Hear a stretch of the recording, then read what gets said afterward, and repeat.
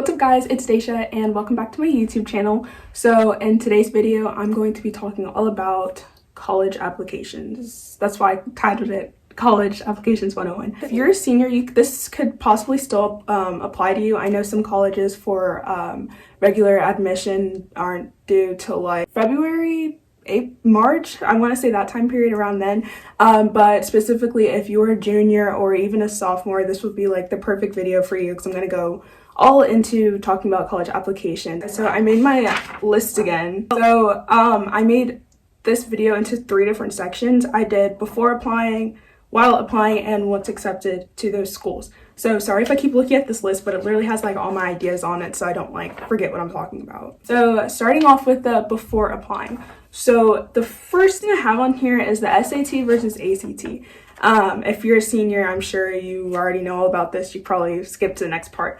But if you are obviously not a senior, then this will apply to you. So I took my SAT 3 times. Yeah, 3 times. I never took the ACT. That was what I was planned to do, but COVID struck, and then half the schools I wanted to go to went test optional, which they're actually now all test optional because no one can really like take it right now because of COVID. So I never ended up taking that test, but all my friends recommended it because I struggled so bad on the SAT. Like, I'm a pretty decent student, but the SAT was just like, that test was not for me. Oh, the ACT, I want to say it focuses on like science and math and science, I want to say. I think so, yeah. And then the SAT is like reading and math. There's a lot of reading on there basically. But to find the perfect fit for you, I know there are tons of like little quizzes you can take, or you can honestly just like take either test. It'll be worth it in the long run because then you'll know which test you need to focus on versus being like me trying the SAT 3 times and then it not working out and then I never got to take the ACT. Just figure out which test you're more comfortable with and become like study for that and get prepared for that, you know, and start looking at like schools that, well, that goes into my next point, but start looking at schools that fit into your little rate, your SAT or ACT range. So that brings me to my next point, which is actually doing research on the schools that you like. So I started doing this, I want to say like the beginning of my junior year, maybe like summer of like junior year, basically that summer. I really started looking into my schools. I would recommend picking out safe schools, reach schools, and wish schools. So I did like 5 safe schools because you want to have like a lot of those just in case. Like, those are schools that like, you know, like your scores are pretty well, you know, your GPA is probably higher than the average, like a school that you could really see yourself like getting into. The probability is pretty high. Those would be your safe schools. Your reach schools are more like, it could kind of go either way. Like, I could probably get in here, I could probably not get in here, I don't know, but we're just gonna find out. Those are your reach schools. And then your wish schools are obviously the schools that are like, I don't know, like a Harvard or something. That would be like my wish school. Like, if I got in there, that would be like crazy type thing. So definitely recommend making a list like that. It makes it easier in the long run, and you know, you'll have like kind of like an outline of schools you want to look at or schools that you fit into based off of your scores. So the next thing I'm going to talk about is getting free applications. My friends kind of ask me this like all the time. Like, a lot of the schools I applied to and actually got into was honestly because I did their free application and I just got in. So I think that I started to get these emails from colleges probably right after I took my PSAT, which was like 9th grade year, I want to say. I think I took it again in 10th grade, something like that. Because like when you take the test, it asks for your email and it's like, you know, put your email down if you want to get emails from other colleges, something like that. I don't know. If you haven't taken your PSAT, like, do that because that's how a lot of them got my information and continue to have my information. But then they eventually sent me free applications and that helped for a lot of those schools. I think even on the SAT, it says that as well. That's how I basically got a lot of the free applications. I know, honestly, if you're a senior right now and you're still looking for free apps, you can literally just type in like free applications by the state you live in or just like through the United States as a whole. I did that for a couple of the schools. It actually helped. If you are an underclassman, then I know October or November, one of those months, it's like free application month or week. A lot of those big schools do like free applications. Or just like look at the school that you're really interested in, you know, look at their Instagram, sign up for their emails, every now and then they'll do like a free week of applications. So the next thing I'm going to talk about is the difference between early decision, early action, and rolling admission. So I had like no clue what this meant. Some schools even have early decision 1 and 2. And I was like, okay, like what the heck is that? So I think for seniors it's a little too late. For those two, I think they only have rolling admission, but for any underclassmen, this is the difference between the three of them. So early decision is a binding application. So when you apply to that school, you are basically like committing to that school if you get accepted to it. I know for some schools they're like, you can only do early decision to 2 other schools and like no more than that, because schools can see which schools you get into. They definitely have that information.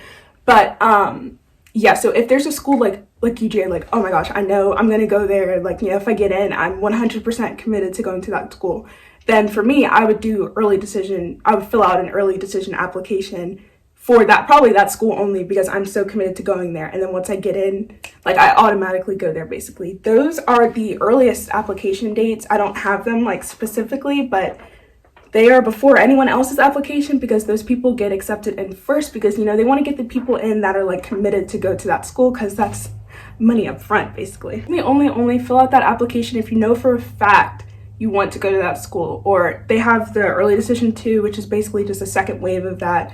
For people who maybe took a little bit longer to figure out if they want to go there, or they just divide into 2 so there's less people. So early action is basically just like, it's a non-binding, you know, like application. I did that for the majority of the schools. I did that so I wouldn't have a decision already. Like, I have majority of my decisions now because I did the applications like September-ish, October, I want to say. That just helps, so it gets you an idea of like, you know, potentially what schools want you. It's just like to do it early basically. There's nothing wrong with waiting to doing it for regular decision. You are just someone who doesn't mind waiting till the spring, or, you know, you got a late start on your applications like seniors now. If you haven't applied, there's still time. I know like January, February is kind of like the cutoff date. They'll let you know like in March basically. So, but the good thing about applying for early action is if you get deferred, then they put you in the regular admissions. But if you're in the regular admissions, you don't really get deferred because there's no pile for them to put you in basically. Like, it's just going to be a no at that point. So if you have a school, your reach schools, or maybe even your wish schools, I'd recommend doing early action for that, because they could defer you and then you get put in regular admission, and you very well could get in because you applied early. So just keep that in mind for your schools. It's all solely dependent on you. For my last point for before applying is make sure you find out those due dates. My dad got me a huge calendar that hangs over my desk, and we filled out majority of the dates I needed for applying. It really helps to see it. Definitely recommend putting it on your phone, putting it on your calendar, putting a sticky note on your mirror, like get something to remind you, because once that date is gone, like it's typically just gone. This next section is going to be like while you're applying, or maybe like after you applied for those schools. So maybe this would be maybe for some seniors, but definitely underclassmen, this is still for you. So the first thing I have on here is getting teacher recommendations. So I've heard from my own teachers and some of the colleges, the bigger schools I've applied to, they prefer those like core academics teachers. Like the first teacher I ran to was my language arts teacher. Like if you had a good language arts teacher throughout your years of high school, go to him or her, because they know how to articulate how well of a student you are, versus like, I don't know, like a science teacher or something. Not saying that they can't, but like language arts teacher can, like, you know, how they can over exaggerate basically, making you look like an even better student. But my other recommendation I got was from my marketing teacher, and I did that on purpose because I was applying for the business program at UGA. So I think that would be my favorite. Just like go after a teacher that makes sense. Most of the schools I applied to, it was honestly optional. If it's optional, put it there anyways. Like give them one anyways, because it just shows that you're doing the most, like you really want to go to that school. So the next thing I'm going to talk about is probably like the biggest thing of this video. If you're a senior, you already know like what this is, and that is the Comment app, the most lovely application ever. So if you're an underclassman, you might not have any clue like what even is that. I did not have any clue what that was whatsoever. So I live in Georgia, if you don't know, but the majority of the schools I applied for are out of state, or they use the Comment app, which is basically a application hub. So you put in all your information from school, your grades, your extracurriculars, you put in your recommendations from there, and that is sent off. You have like a dashboard of all your schools saved in there, and you apply, you click the school, and you fill out kind of like the questions that like the school would ask you on their website's applications, but it's through Common App. And then you pay through Common App, and your Common App application gets sent with your regular school application, if that makes any sense whatsoever. For Common App, you just fill it out once basically, and that gets sent off to all the schools you choose to send it to.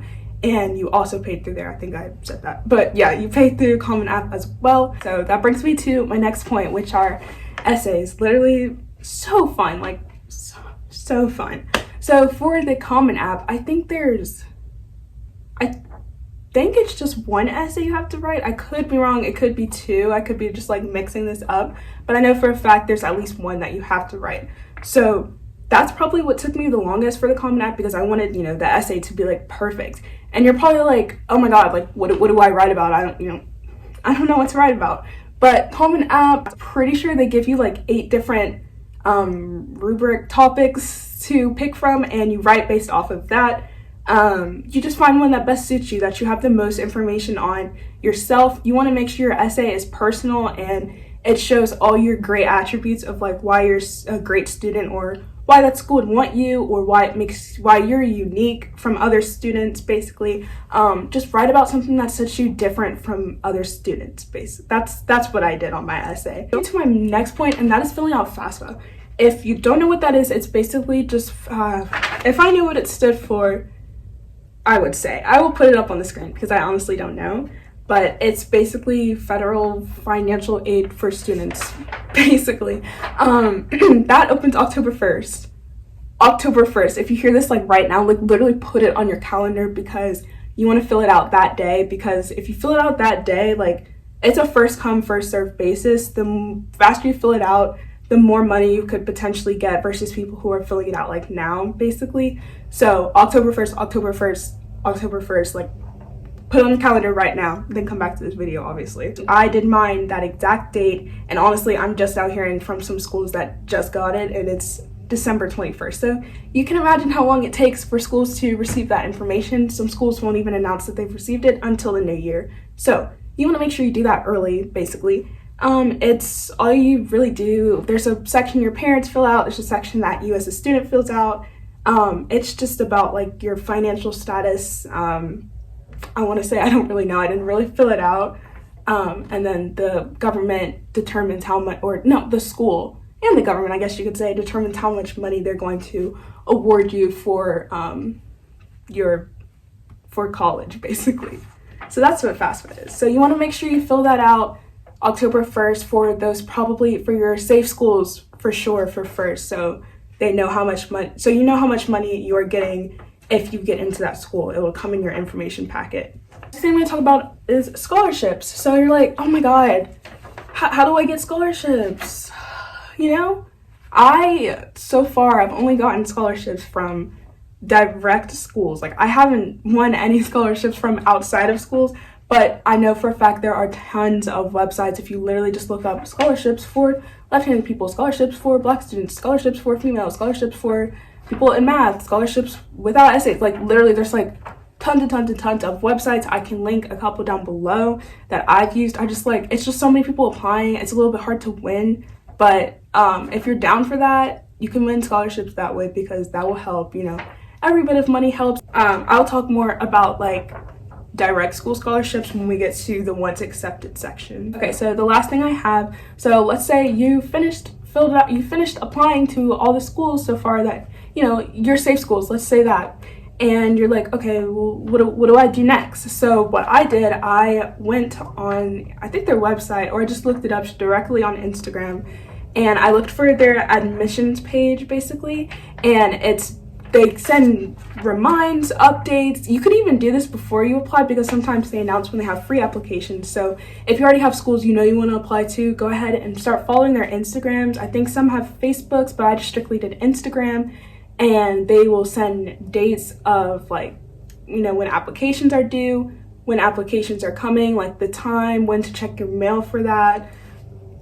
all of that stuff. That's really helped me. It pops because it's in your face. If you're on Instagram a lot, then the schools post all the time because they know like teenagers are on the app. It really helps. So definitely find their Instagram, follow their Instagram. Okay, so this is the last section I have, and this is like the once accepted section. So this is for probably seniors right now, or maybe, I don't know, maybe you're watching this next year and you're a junior right now and now you're senior seeing this. So this is for anyone that's just been accepted, basically. So the first thing I say to do is look at their housing, look at their dorms. If you know for a fact that like that was your top school to get into, go ahead and put a deposit down. Like, just do it now, because it's first come first served basis, and you know, you don't want to be stuck like in a dorm that you hate, basically, because you're going to be living there for a whole year, possibly with another person. So look at their dorms, find the dorms that you like.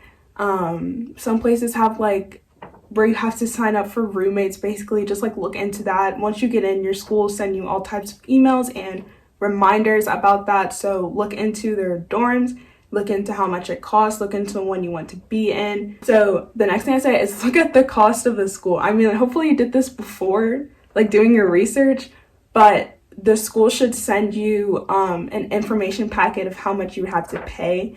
And that's what I mean by looking at the cost of the school. If it's something you can afford, or something you have to take a loan out for, or maybe it's a school you can't afford, or you do need more scholarship money, look at that once you've gotten in, because that's when they will send you, you know, how much.